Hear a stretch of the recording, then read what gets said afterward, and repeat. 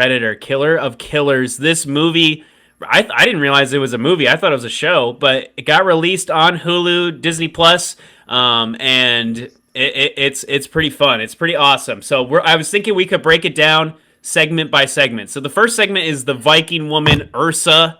If you guys remember from this scene, you know, obviously they're playing up the Predator in different time jumps, basically, right? And so this one, you know, you got Ursa, her son. She's taking revenge out on this other guy, right? This other Anders. tribe. Anders. Oh, yeah, the son is Anders. Anders shout out. Classic. And, yeah, so let's just... How did you guys feel about this first one with the Viking woman? This was my least favorite, maybe, of the three. Really? Yeah, honestly. I don't know, John. How did you feel about it? I didn't mind it. It wasn't my favorite one, but I was like, oh, this is pretty decent. A lot of action. I like the action in this one. The gore was pretty good. Yeah, they had some good like body chops off. Yeah, heads getting chopped off. Yeah, sick. Yeah, Viking. The whole Viking like structure, the way they lived is really interesting too. Yeah, to try and kind of piece going that together. place to place, taking what they can. Yep, money and pillaging. Slaves. And then acting surprised when they have enemies. They're like, what? So I mean, the son kills the guy, gets the revenge, but then literally just a predator just shows up. Just imagine watching this, like you think this is a regular Viking movie, and then like a predator shows up, you know. So pretty cool. Super juiced. Super jacked. Yeah. Warrior one, you know. The fight on the ice is pretty cool, where she falls into the ice, you know, and her son does get killed, but she gets revenge with like tying an anchor to his arm. Basically, that was pretty sick, actually. So yeah, how'd you guys feel about the visuals in this one? Oh, they looked really good. I wasn't really expecting. I mean, I watched the trailer, but I don't know. Kind of surprised me. The visual, the art. This one caught me off guard too, John. Yeah. Like the trailer was released like a few months ago, right? Didn't we cover that on the channel? And then all of a sudden the movie's out, and I was like, "Dang, that's fast!" Like, I don't know. They've obviously had this planned, but the animation style. I think we discussed this a little bit before, but like it's what if really wanted to be. You know, kind of that like shocking, quick flash, kind 3D. Of cool 3D looking. Yeah, I really enjoyed the 3D, like the art and animation in this movie. Yeah, it was very beautiful. Yeah. Hopefully it's not. We were saying we were saying when we saw this animation in motion, kind of like you guys said, watch the trailer, but until like you kind of see like the actual pacing, you can't really put your thumb on it, you know. But the animation really felt. I mean, it's obviously stylized, this paintbrush style, but it's also lived in. We kind of joke that this is what like Disney's What If style kind of wants to be. But it has the depth and the shadows and the brush kind of like Arcane on the characters. Yeah. Arcane. Yeah, it's that same style. But yeah, very cool. She gets her revenge, but then dun dun dun, there's kind of a scene where she's like got a collar around her neck, and then all of a sudden she's with these other characters on a ship, you know? So, I mean, there's this trend of people who kill predators get abducted. So that's kind of a new thing, kind of introduced in this. Hopefully we'll see what happens next. But then this next one with the samurai and the ninja, the two brothers, this one was sick. This has got to be my favorite one. There's no talking in it. There's just one quote at the beginning and one line at the end in Japanese. They didn't even need it, you know. They didn't even need it. Yeah. It was my favorite as well. You can tell so much story just by like showing, you know. Exactly. Like the beginning visuals. with their father, of course, you know, and rejecting he dishonors his family by losing, so he runs away. Yep.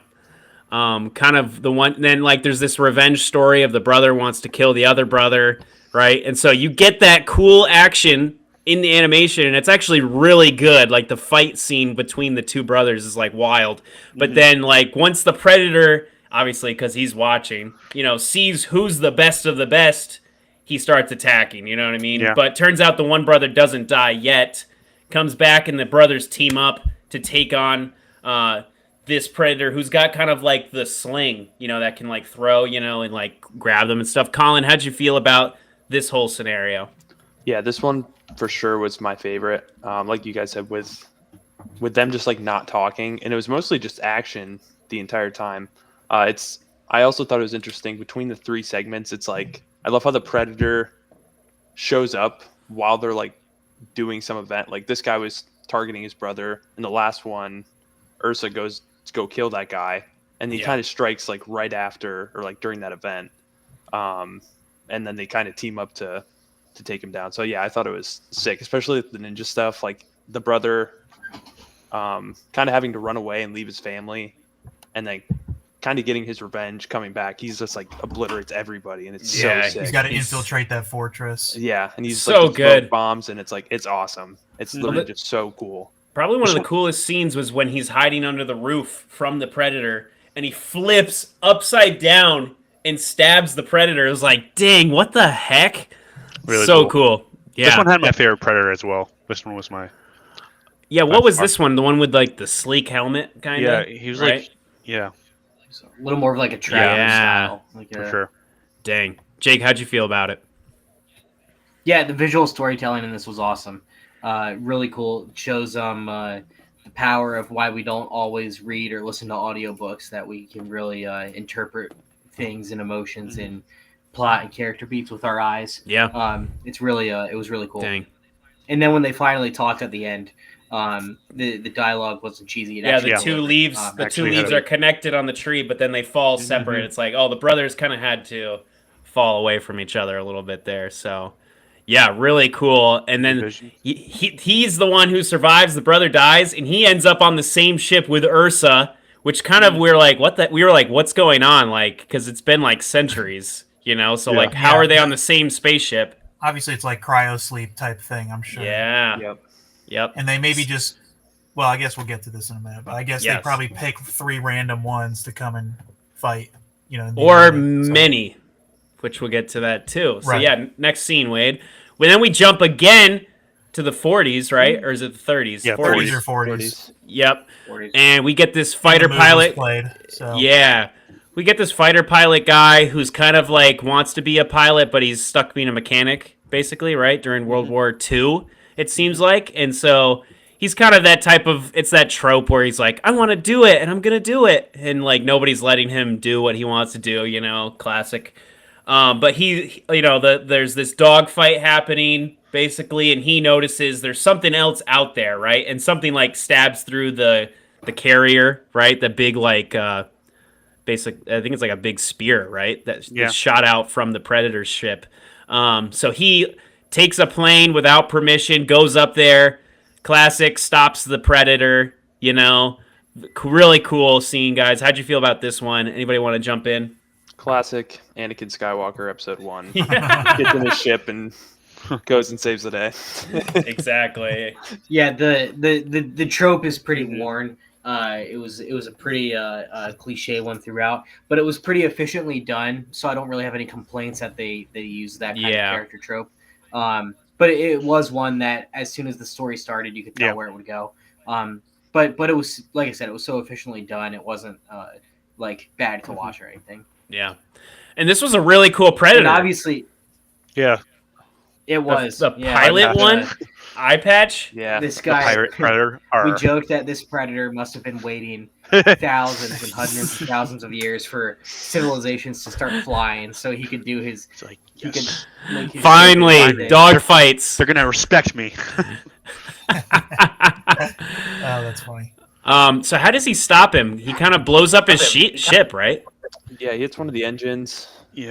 First, because he kind of uses the clouds, and then it was kind of clever. Yeah, and I think that's what was they were trying to hint about this guy, and even in the next arc that we'll talk about. But he's just very clever and resourceful, and that's kind of how he takes out the Predators, just by outsmarting him, because he's not a pilot, but he's just very. And he's not even a warrior, really. Yeah, he's just really resourceful. Mechanic. Yeah. Knows how to fix things. Yep. So he blows up that ship. Then he's on the same shuttle with the two. And it's kind of wild, you've seen all 3 of these characters together. And I think we paused it and we were like, there's 18 minutes left. How are they going to tie this up? Like, or like, are they going to do a part 2? And like, it's just the classic thing of like, they just leave you on a cliffhanger. But somehow we were kind of worried, if you guys remember, and then we're like, dang, like they kind of do it within 18 minutes. There is a cliffhanger, which we'll get to, but we get them all together, and we hear the Predator language for the first time, I believe, right, with subtitles. So that's kind of crazy. Kind of like we see the next picture, the Predator King with literally a xenomorph skeleton as his cape. That was pretty. That's a freaking sick Predator. Jeez. It looks like from the picture, it looks like different spines from different different animals. I think it is. Yeah. So cool. I love how the Viking called him like Grendel, Grendel Queen or King or whatever. Yeah. It's such a cool cool, like thing that of course they'd be like that. She thinks all of this is like related to it's related to her mythology. Yeah. Crazy. But yeah, we get with what does he say? He says like you three have to fight to the death, and whoever wins gets to fight me, basically. So they want the best of the best to take on the king, which is pretty crazy. That's just their culture, I'm assuming. That's what the hunt is all about. I think if anybody can kill a predator, we're kind of learning like why they're doing what they're doing. Have we ever really figured that out from previous movies? Has anybody watched them all? The most they ever tried to dive into the Predator and Predator 2 are simply monster movies. They're on Earth. They're fighting people. Predators, you see that they gathered a bunch of notorious killers to hunt them, but you don't really know too much about why, other than they did. The Predator, they tried to introduce some things about how they evolve and they might use the way they kill to evolve, and I think that was pretty poorly received, and now they're just kind of going a different direction away from that. I only saw that one once, so I might have gotten that wrong, but I remember there was like a super predator that killed a regular predator. They have a name. The alien species has a name, but I don't remember what it is. So it's kind of cool. They each get a weapon from their time period. And the Viking gets her axe, the ninja gets his sword, and then the World War II guy gets the crappy gun from like the Revolutionary War. Yeah. And it's the classic gun from Predators 2, right? And Prey as well. So kind of crazy. They're tying it all together. Dan Trachtenberg is cooking. Let him cook. But yeah, I mean, it does. I mean, you think the pilot guy's dead. He gets eaten by the big creature, which that was kind of sick. But obviously, they get him out, and he steals a ship. They kind of, with some hijinks, get away on a ship, and the Viking woman kind of sacrifices herself so that the two guys can get away. But it's kind of sad because it's like they're definitely outside of their time, right? Because that gun is from it's seen again in the 90s, right? Or 80s, whenever Predator 2 came out. So they're kind of outside of their time now. It kind of suck to go back to Earth. It's like, oh my word. When they get back to Earth, it's just like, what? Everything years later. Yeah. So and then at the end they kind of hint at it seems like Dutch. You can't really see who's in the chamber. It looks kind of like Dutch, and then the girl from Prey, the Native American girl from Prey. So they're hinting at something bigger. I know Predator Badlands is coming out later this year.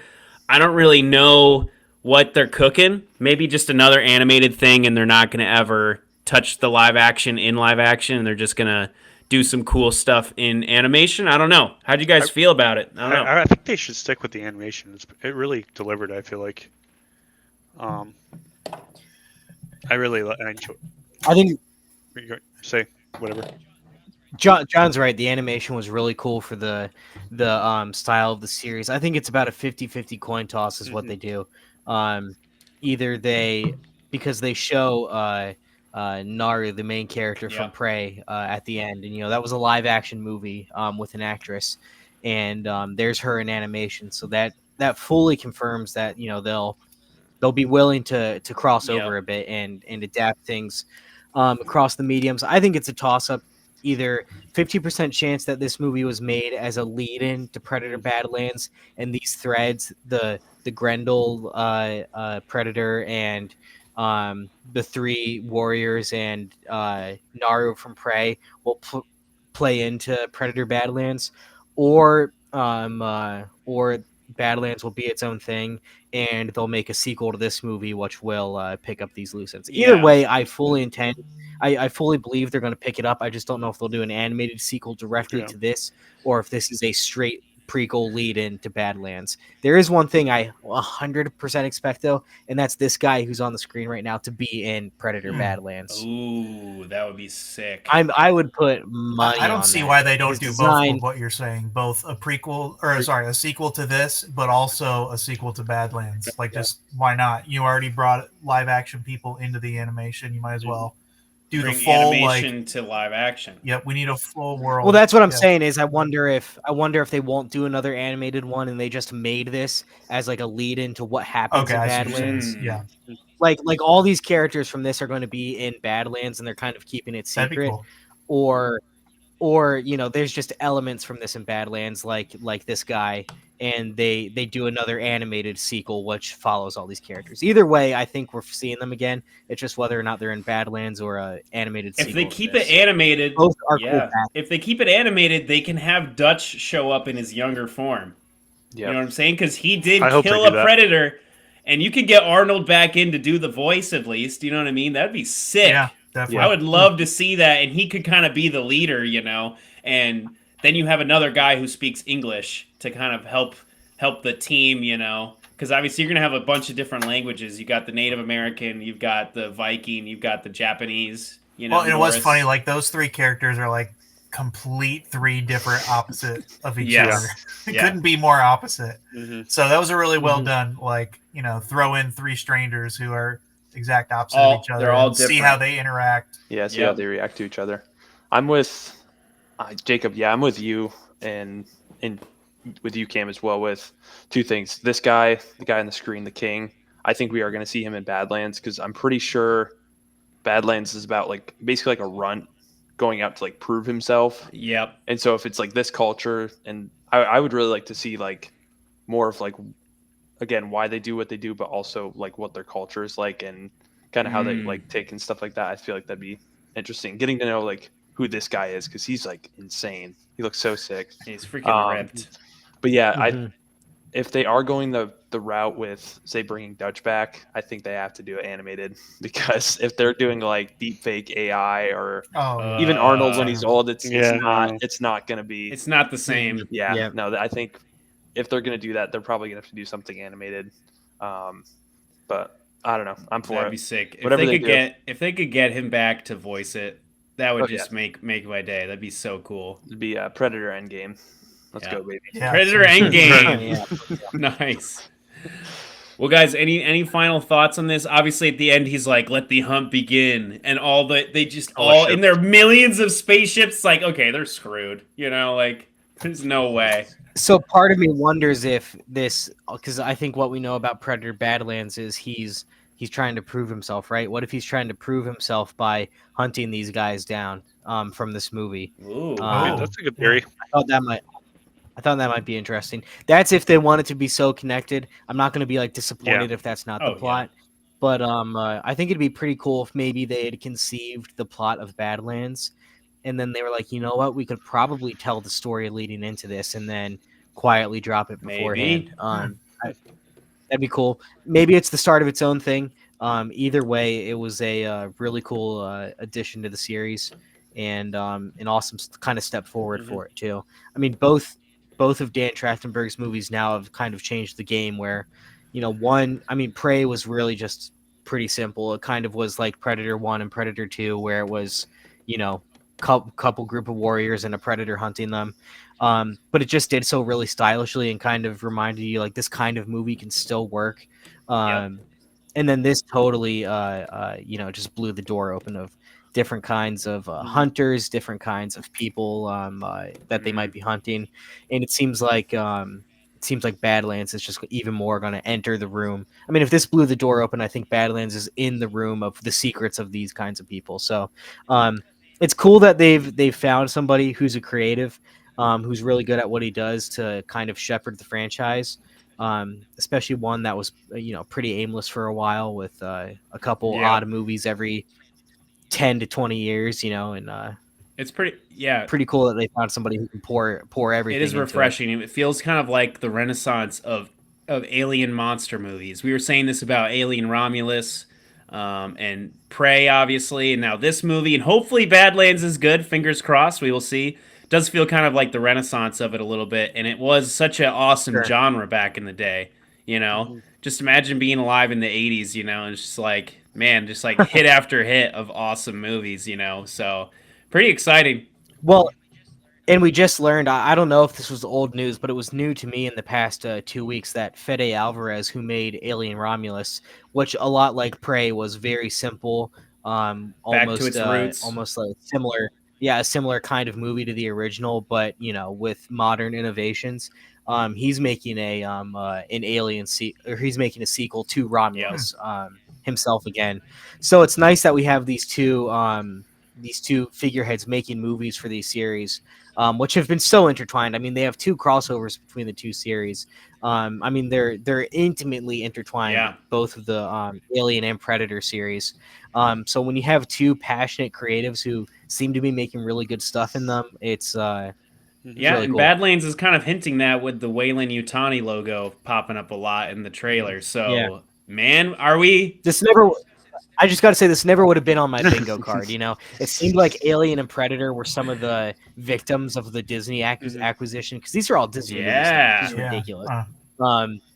When Fox became a Disney studio and became 20th Century Studios, nobody knew if they were going to do things like dive into Alien, dive into Predator. Obviously, they threw all the money in the world at Avatar. And obviously are going to do whatever they want with X-Men, but these franchises, were they done? Were they going to get Disney-fied? And instead, it seems like Disney just kind of said, hands off, 20th Century, you're a subsidiary, do what you want. And it's worked out phenomenally. It really has. Oh man. I mean, Prey, they dumped on Hulu with practically no marketing. They were like, whatever, do your thing. And it became a smash hit. I think it was one of Hulu's biggest original releases. It is. And at least this one, I think they had they gave the marketing a fair shake, and now they're putting Badlands in theaters. So it's kind of like they were done with the series. They were like, yeah, make a Hulu movie with Predator, whatever. We don't care. Let's just use the IP for something. And now they're again looking at it because of these good things. They're looking at it and they're saying, hey, here's a crown in our lineup of movies. 20th Century Studios presents a theatrical Predator movie. I don't think that was in their plans. I think the passion and good reception of Dan Trachtenberg's first movie, and then his enthusiasm to make these, really gave them a lot of confidence that this could be a real theatrical event again. So cool. And then at the end, the Viking woman's stuck there on the place as well. I forgot to mention that. So she's coming back. All these characters, probably. I'm assuming like you guys said, it feels a little bit like we're leading up to a Predator Endgame of some sort. There's a prison break. Dude, I want to see that'd be awesome. Different aliens, different alien creatures. Whoa! And they're the best of the best too. So it's yes, like xenomorphs. I want to see other type of warrior aliens. You know what I mean? Like just crazy stuff happening when that. I do have to quote Elijah though. He on his letterbox he put, so why are there so many people, creatures that have killed predators? I was just thinking about that earlier. I was like, wow, it's a lot of... you got to think it's are they really bad at their job? So yeah, true. Yeah, they have been getting. I guess because we're just seeing the movies that are being made, so we're seeing the triumphant of actually killing the predator. Are they any good? Really? They always get killed by the best of the best. Dutch, Prey girl. So then again, they are going through all of time. That's what I was thousands of years. So. Yeah, the best warriors, and it's different worlds too. So it's and there's different types. Aliens. There's different tribes apparently too. There's a lot of lore in the books apparently. Oh, the predators. Yeah. Oh yeah, like there's YouTube videos. Yeah, there's like comic that books, are, right? Yeah, comic books. In depth. They go like deep into the lore of like the Predator, like I wonder tribes. how those people feel Because about remember this. from Predators, remember they capture another Predator, and they have him. He's like a prisoner. Oh wait, yes, yes. Cameron. Yeah, I know what you're talking about. Yeah. Classic. Yeah. Well, guys. Yeah, wait, that is a good question. The Predator, and there's a bunch of Alien comics too. I wonder how like those fans who were so loyal to the old movies and probably gave a lot of time to read this stuff. It'd be interesting to. I'll have to look up if anybody's read them, because it wouldn't surprise me if these creatives like Dan Trachtenberg and Fede Alvarez at least knew what happened and were trying not to step on it. Gotcha. Even if they move forward a little bit, he especially Dan Trachtenberg with these movies doesn't seem like he's trying to reinvent the wheel as much as add to it. That we're gonna because if you do that to Star Wars, it's a big problem. But if you add things to Predator, I can't imagine their fan base would be too angry as long as you stick. They seem to be making it better than before. Yeah, you feel like they'd be like, look, I enjoyed those comics 20 years ago when there was absolutely nothing Predator to enjoy. But I've had like 2 good movies in like 2 years, and maybe I should be happy, right? Seriously. Man. Good stuff, guys.